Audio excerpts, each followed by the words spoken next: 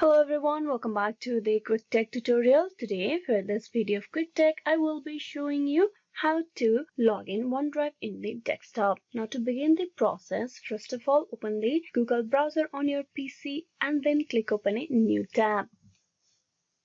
There on the search bar type in onedrive.com and press enter. It will direct you to the official web page of OneDrive. Here to log in you will need to type in the details, that is the OneDrive details.